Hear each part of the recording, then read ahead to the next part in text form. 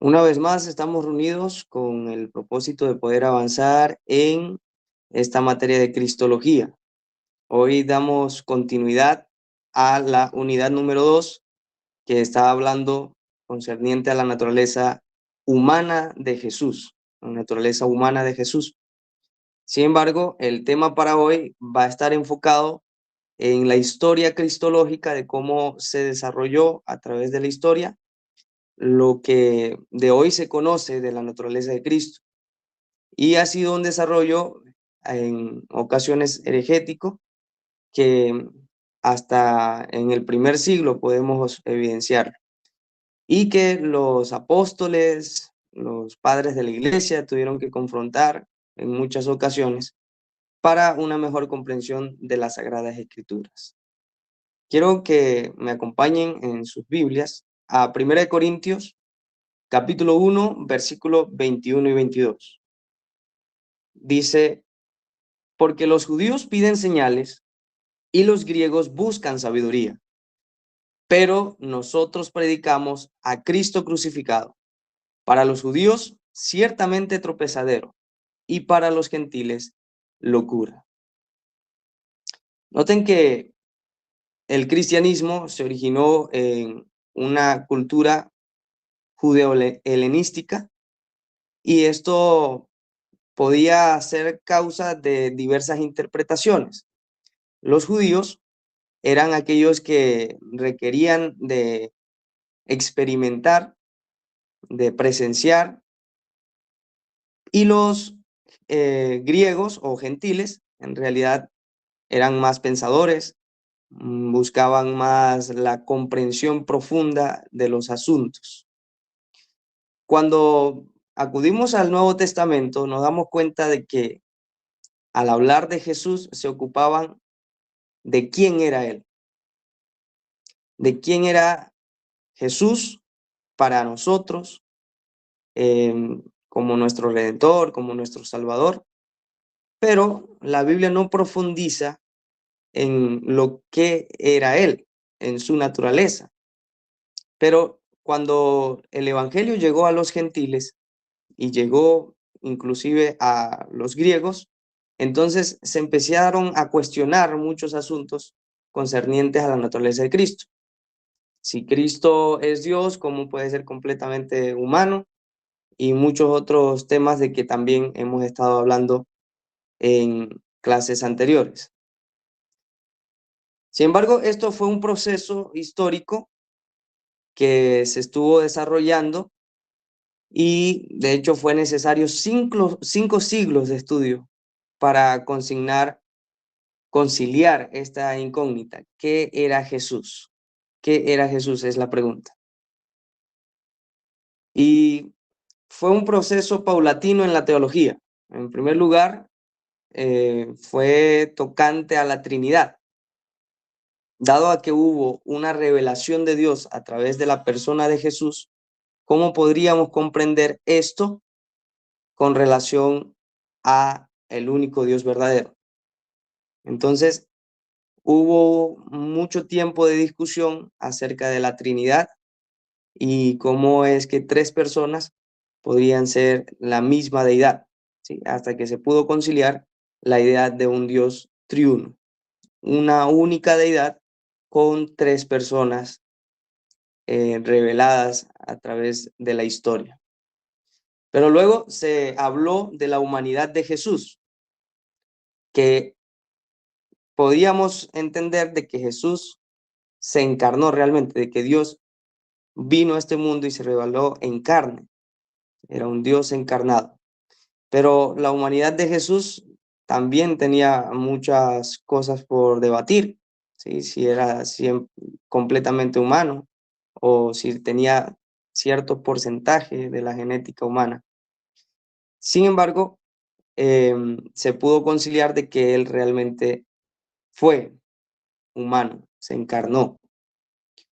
Y luego se habló de las dos naturalezas, cómo podían convivir la naturaleza humana y la naturaleza divina en un mismo ser, lo cual también se pudo conciliar. Y vamos a ver a través de la historia, desde el siglo I hasta el siglo V, cuáles fueron esos debates, cuáles fueron esos personajes que se pronunciaron o que enseñaron cosas en contra del cristianismo y quizás a favor, pero que se tomó a mal en muchas ocasiones, o también que pudo ser interpretado de muchas maneras. En el primer siglo podemos darnos cuenta de que existía al menos dos escuelas. Cuando los apóstoles escribieron cartas, habían pasado un par de décadas desde que Jesús ascendió. Sin embargo, desde ese entonces ya se veía algunas escuelas, algunas congregaciones que estaban hablando en contra de la encarnación de Jesús. Por eso el apóstol Juan, en su primera carta, el capítulo 4, desde el versículo 1 al 3, dice lo siguiente: Amados, no creáis a todo espíritu, sino probad los espíritus si son de Dios, porque muchos falsos profetas han salido por el mundo. En esto conoced el Espíritu de Dios. Todo espíritu que confiesa que Jesucristo ha venido en carne es de Dios. Y todo espíritu que no confiesa que Jesucristo ha venido en carne no es de Dios. Y este es el espíritu del anticristo, el cual vosotros habéis oído que viene y que ahora ya está en el mundo. Entonces, al mostrarse falsos cristos en enseñanzas, traducidos en escuelas, podríamos mencionar entonces de que eran espíritus del anticristo. Y seguramente el apóstol Juan hizo referencia a una de estas escuelas, como lo fue el docetismo. Y también existió el ebionismo. Los ebiones fueron un movimiento del primer siglo judeo-cristiano que se afianzó mucho a la ley mosaica. Y al apegarse a la ley mosaica, se dieron cuenta de que no se podía conciliar, de acuerdo a su interpretación y comprensión, otra revelación de Dios, como lo era la de Jesús de Nazaret. Por consiguiente, ellos descuidaron y desacreditaron el Evangelio de Cristo y solamente se centraron en la carta de Santiago. De hecho, no estaban muy de acuerdo con lo que Pablo escribía, quizás ni siquiera lo estudiaban, porque no podían entender el concepto de gracia y de la ley y la gracia. En cambio, eran muy estrictos en lo que respectaba a la ley, no se desprendían del judaísmo, permanecían como judíos. Sin embargo, habían creído de que Jesús fue un gran hombre de Dios, que seguramente Dios lo adoptó en algún momento y lo colocó como ejemplo en la historia para poder seguir sus pisadas. Esto implicaba una obediencia perfecta, pero no como redentor, sino como nuestro mayor ejemplo a seguir. Esto conciliaba la idea de un único Dios, porque ellos eran monoteístas estrictos, no podían pensar de que Dios fuese también un hombre o que hubiese venido en carne. Entonces, para poder ellos conciliar la ley de Moisés con el Evangelio, entonces decidieron poner a Jesús como un adoptado de Dios y como aquel que iba a darnos ejemplo de obediencia perfecta.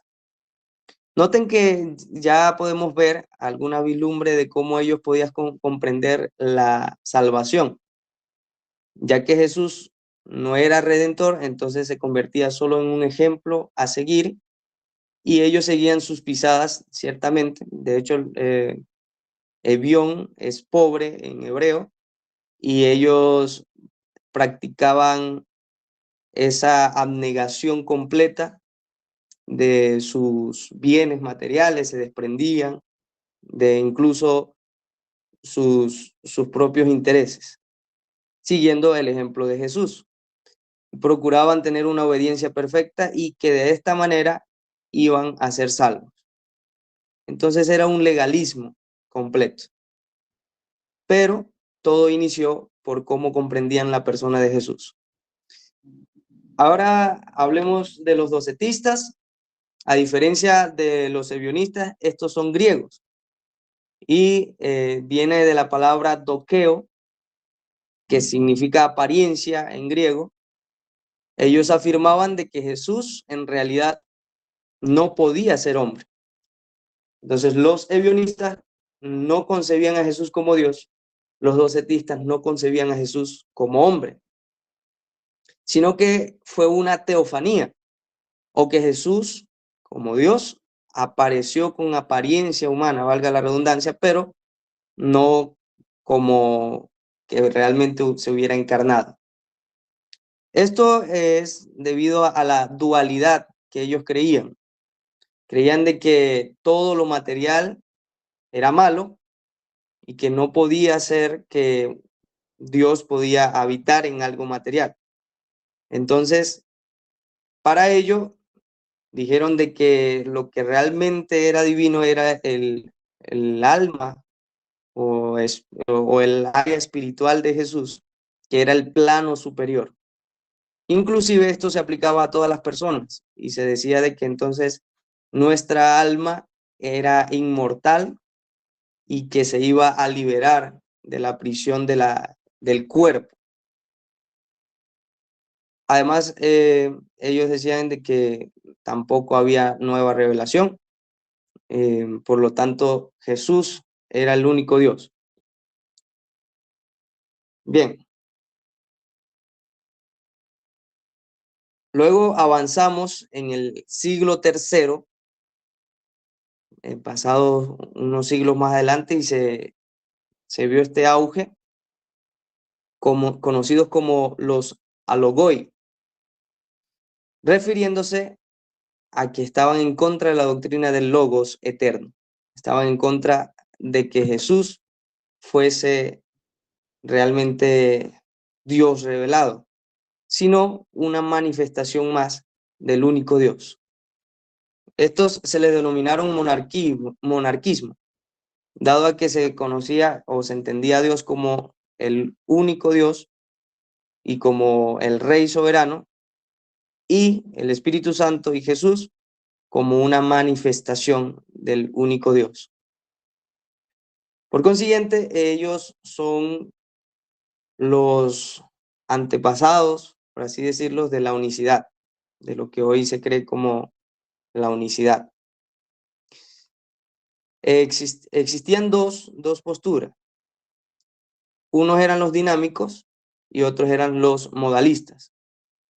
Los dinámicos tomaban la palabra dunamis, del griego dunamis, que significa poder, y decían de que Jesús era el poder de Dios, al igual que el Espíritu Santo. Pero, por lo tanto, era un único Dios que manifestaba su poder a la humanidad. Pero los modalistas entonces explicaban con una alegoría interesante y decían de que Jesús o Dios era como el sol, que de él, del mismo sol, emanaba calor y emanaba luz, pero que seguía siendo una sola persona. Entonces, de Dios se presentó el Hijo y se presentó el Espíritu Santo en su unicidad, en su unicidad. Sin embargo, podían entender de que el Padre fue también nuestro Redentor y el dador de la gracia. Es decir, en algún momento de la historia, Dios mismo se revela como el Hijo, el Padre mismo se revela como el Espíritu Santo en su funcionalidad. Y esto es lo que explicaban los modalistas. Entonces, si el Padre se convierte en Redentor, entonces es el Hijo. Si el Padre se convierte en dador de la gracia, entonces es el Espíritu Santo. Esto es interesante porque también fue en una etapa temprana de la iglesia Podríamos considerar que aún habían seguidores de los apóstoles, o los que seguían esa misma línea de enseñanza, pero aún así la unicidad se interpuso incluso en contra de la naturaleza de Cristo. Esto trajo confusión a la iglesia porque podríamos mencionar de que Jesús, como Dios, entonces no podía ser hombre, no podía ser humano. Avanzamos un poco más y nos encontramos con el arrianismo. El arrianismo, aún hasta nuestros días, tiene muchas iglesias cristianas que tienen esta postura, ¿sí? Los arrianos siguen las enseñanzas de Arrio, que fue un presbítero de la iglesia ortodoxa en el siglo IV. Arrio predicaba de que el logos tenía que ser creado y que como fue la primera creación de Dios, entonces se lo llama el primogénito. Por ende, está muy relacionado con los ebionistas, que ya estaban en el primer siglo. Sin embargo, Arrio menciona al Logos, a Jesús, como nuestro hermano mayor, como un ejemplo también de obediencia. Eran también monoteístas estrictos. Y sabemos de que la iglesia se opuso ante esta herejía y la desarraigó. Sin embargo, conservó muchos adeptos. Jesús como un ser creado.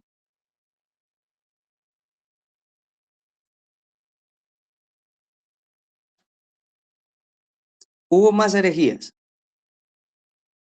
en el siglo IV y en el siglo V.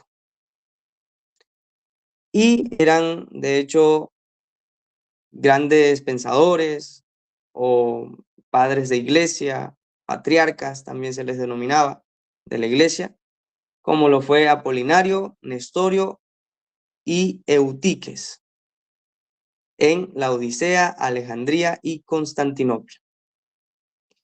Apolinario, con base a los escritos de Pablo, enseñó de que Jesús solamente era humano en su cuerpo y su mente, pero su espíritu era divino. Y se basaba en la cita de Tesalonicenses, que habla de espíritu, mente y cuerpo. Entonces, enseñaba de que el ser humano era tricótomo y que esta tricotomía se podía ver reflejada en Jesús. Por lo tanto, tenía cierto porcentaje de humanidad, pero su parte divina. Nestorio dijo que Jesús en realidad era dos personas para poder conciliar la idea de las dos naturalezas y que estas personalidades habitaban en un mismo ser. De hecho, algunos que se basaban en estas mismas posturas enseñaban de que en el momento del bautismo, entonces Jesús de Nazaret es, digamos, posesionado por el Jesús divino. Era un poco confusa esta idea, pero para ellos les logró conciliar eso de las dos naturalezas. Y Eutiques hablaba de que en realidad Jesús tenía una única naturaleza, y es lo conocido como monofisitismo. Eso también fue en el siglo V, al igual que Nestorio.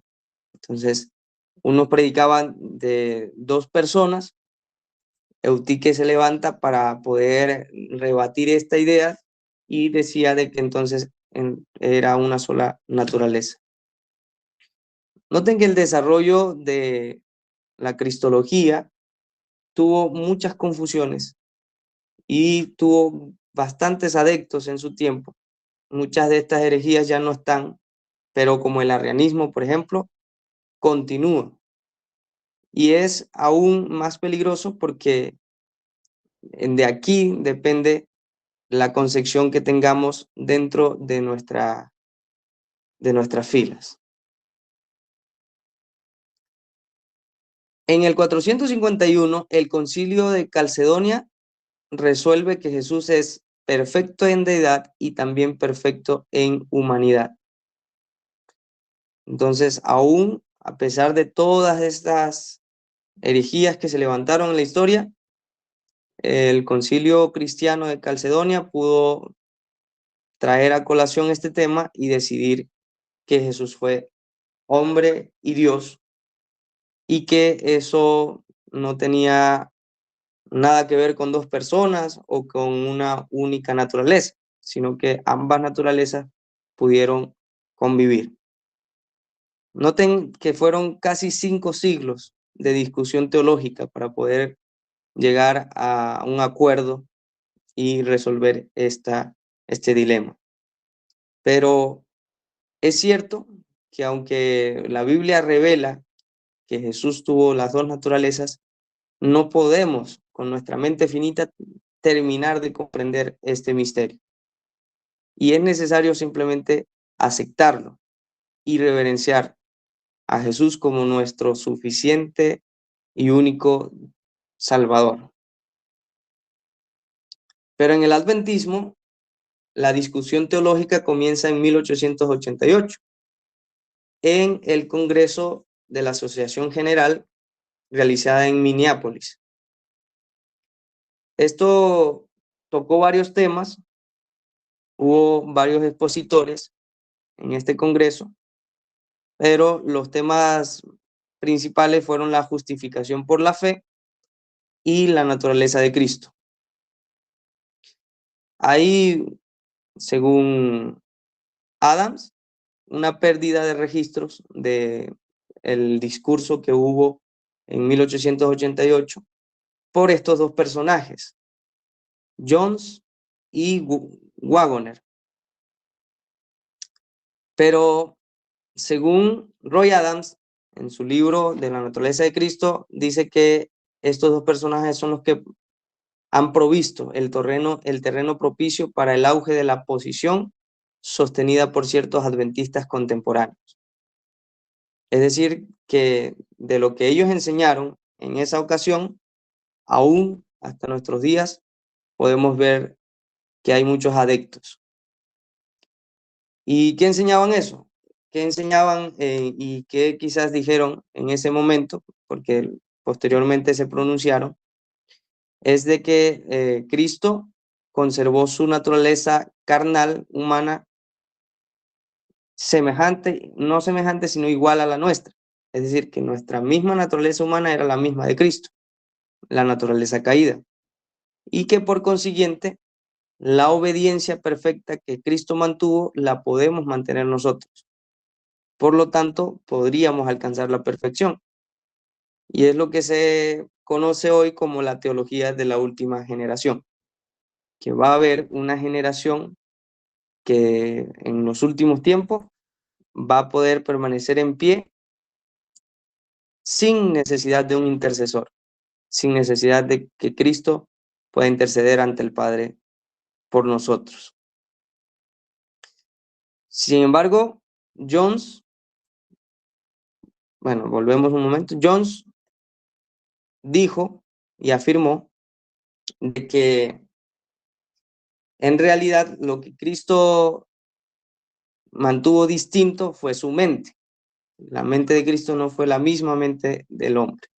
Entonces, esto implica precisamente la naturaleza caída, porque donde se conserva las inclinaciones al mal y todo deseo carnal es en la mente.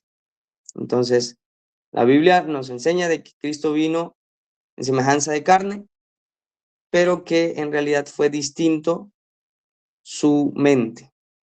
Y eso lo afirmó Jones. Por lo tanto, debemos entender de que él no tuvo base bíblica para poder explicar de que Cristo vino con una naturaleza caída igual a la nuestra, con inclinaciones al mal. Y eso lo estuvimos explicando en la clase pasada, donde mencionábamos de que toda raza humana nace con inclinación al mal. Sin embargo, exceptúa a Jesús. Jesús vino con una naturaleza perfecta para poder ser el Salvador. De lo contrario, él mismo necesitaría un Salvador, porque venía con una naturaleza con inclinación al mal. Primero Timoteo capítulo 3, versículo 16, dice que hay un misterio. Indiscutiblemente grande es el misterio de la piedad. Dios fue manifestado en carne, justificado en el Espíritu, visto de los ángeles, predicado a los gentiles, creído en el mundo, recibido arriba en gloria. De acuerdo a estas características, no hay duda de que está hablando del Señor Jesús y se lo denomina Dios. Y en calidad de Dios se encarnó. Fue manifestado al mundo en carne. Este es el gran misterio, dice Pablo. Y de hecho lo estudiaremos por la eternidad. Cómo Dios pudo hacerse hombre, pudo hacerse semejante a nosotros. Quiero decirles que lo que ha sido revelado es para nuestra enseñanza. Pero hay misterios donde necesitamos quitar el calzado de nuestros pies y ser muy reverentes. Eso está registrado en Deuteronomio 29, 29. Las cosas ocultas pertenecen a Dios y las reveladas son para nosotros y para nuestros hijos. Hay conocimientos necesarios. Saber que Cristo murió en la cruz del Calvario por mí, que derramó su sangre en la cruz y que Él venció la muerte y el pecado. Eso me garantiza a mí que yo soy salvo. Pero hay temas de que difieren en interpretación y que no debe ser causa de polémicas ni de divisiones. Y lamentablemente es lo que se está viendo en las filas adventistas. Por bases bíblicas, textos mal interpretados o por citas del espíritu de profecía que se sacan de contexto. Y entonces se comienza a enseñar otra postura de la naturaleza humana de Jesús. Pero Cristo ya venció y es lo que nos une a nosotros. Nuestra mente finita no va a comprender a plenitud el misterio de piedad. En cambio, Cristo se ha revelado en las Escrituras con muchas figuras mesiánicas que estaremos viendo en la unidad número 4. Las figuras mesiánicas concernientes al Hijo, al carpintero de Nazaret, al retoño, y muchas otras figuras que encontramos hermosas, maravillosas en la Escritura y que nos devela un poco más su obra redentora. Debemos quedarnos con esto. Y vemos a través de la historia que el ser humano ha intentado, pero ha sido en vano explicar la naturaleza de Cristo a plenitud. Por consiguiente, vamos a basarnos solo en las Sagradas Escrituras y a basarnos en lo que ya está revelado. De esta manera, seguramente evitaremos muchos desacuerdos y muchas polémicas dentro de nuestra iglesia local o en cualquier otro lugar que presentemos a Cristo y Cristo crucificado. Sin embargo, no con esto digo que no debemos tener una postura.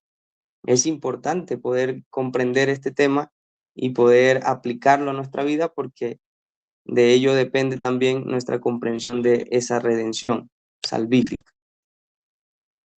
Pero hemos visto a través de las 3 clases de esta unidad que es necesario poder ver a Cristo como nuestro abogado, nuestro intercesor, nuestro redentor, y que no depende de nosotros, no depende de nuestras obras, no por obras para que nadie se gloríe. Ya Cristo venció y Cristo es el único y suficiente Salvador.